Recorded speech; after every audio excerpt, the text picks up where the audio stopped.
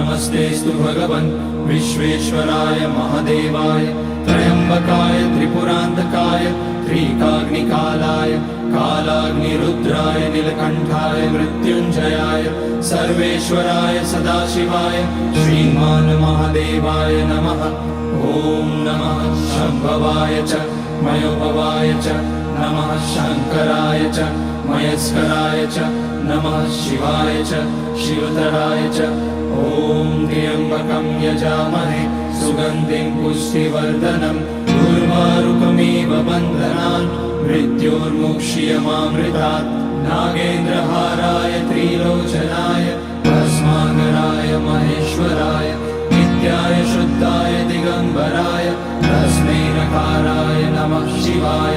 Mandakini सलिलचन्दन चर्चिताय Nandishwar प्रमथनाथ महेश्वराय